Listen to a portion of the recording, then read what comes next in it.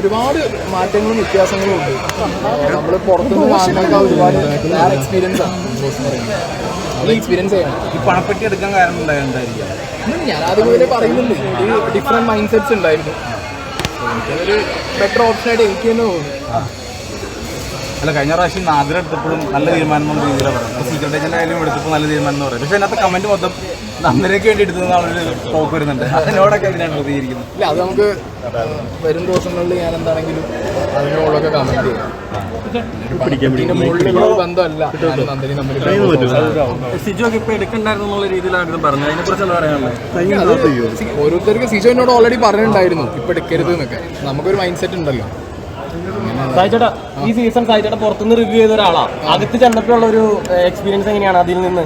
അടിപൊളിയാണ്. സെയിം, വലിയ മാറ്റങ്ങളൊന്നുമില്ല. പക്ഷെ നമുക്ക് ആസ് എ പേഴ്സൺ പുറത്തുനിന്ന് കാണുമ്പോൾ ഇല്ലാത്ത കുറെ ഫീലുകളും ഇമോഷൻസും ഒക്കെ അകത്തുനിന്ന് കിട്ടും.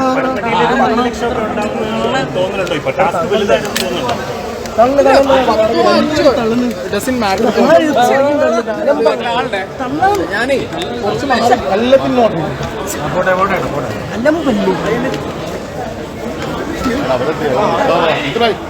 അങ്ങോട്ടാ പോണ്ടേ, അങ്ങോട്ട് പോയ വണ്ടി. എല്ലാവർക്കും ചാൻസ് ഉണ്ട്. കഴിഞ്ഞ സീസണുകളെ പോലെ ഏതെങ്കിലും ഒരാളുടെ ഫോക്കസ്ഡ് ആയിട്ടല്ല ഗെയിം പോകുന്നത്. സോ ഇനി ഒരു ദിവസമാണെങ്കിൽ ഒരു ദിവസം കൊണ്ട് മാറ്റം സംഭവിക്കും. ആ ഗെയിം അങ്ങനെ പോകണം. അവിടെ ഒരാൾക്കും ഇമ്പോർട്ടൻസ് ഇല്ല. അതിനകത്തുള്ളവർ തന്നെ ഫുൾ കൺഫ്യൂസ്ഡ് ആണ് ആരെന്നുള്ളത്. സോ അതുകൊണ്ട് പ്രോപ്പറായിട്ട് ഒറ്റ ദിവസം വേണ്ട, ഒരു 1 hour കൃത്യമായിട്ട് അവർ എക്സിക്യൂട്ട് ചെയ്യാൻ പറ്റി കഴിഞ്ഞാൽ ആർക്ക് വേണമെങ്കിൽ കപ്പടിക്കും. ഈ സീസണിൽ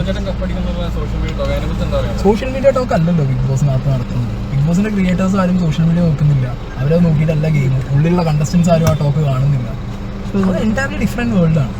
അതിനകത്ത് അപ്പം നമ്മൾ പ്രസൻസ് ഓഫ് മൈൻഡ് എന്താ, നമുക്ക് എന്താ ചെയ്യാൻ തോന്നുന്നത് അത് ചെയ്യും. അത്രേ ഉള്ളൂ. ബാക്കിയൊക്കെ വന്ന് ചെയ്യും. ഇന്നവിറ്റബിൾ ആണ് കപ്പ് എന്നൊക്കെ പറയുന്നത്. കിട്ടേണ്ടവർക്ക് കിട്ടും, ഇല്ലാത്തവർക്ക് പോയി. പിന്നെ ഡെഫിനറ്റ്ലി അങ്ങനെ ജീവിക്കാൻ പറ്റും. സോഷ്യൽ മീഡിയ സ്പേസിൽ ഞാൻ എൻ്റെ സീക്രട്ട് ഏജന്റ് ആയിരിക്കും. പേഴ്സണൽ ലൈഫിൽ സീക്രട്ട് ഏജന്റ് ഇല്ല. പൂച്ച സിംഹം എന്നൊന്നും അല്ലെങ്കിൽ ഞാൻ ക്ലെയിം ചെയ്തിട്ടില്ലല്ലോ. ഞാൻ എവിടെയും വന്ന് ഞാൻ പുള്ളിയെന്ന് പറഞ്ഞിട്ടില്ല. ഞാൻ എവിടെയും സിംഹം എന്ന് പറഞ്ഞിട്ടില്ല. പറയേണ്ടവർക്ക് പലരും പറയും. ഇത് പറയുന്നവർ 24 മണിക്കൂർ എൻ്റെ ഒപ്പം ജീവിച്ചവരൊന്നുമല്ലോ. എൻ്റെ ലൈഫ് എങ്ങനെയായിരുന്നു എന്നുള്ളത് എനിക്കല്ല പറയാൻ പറ്റും.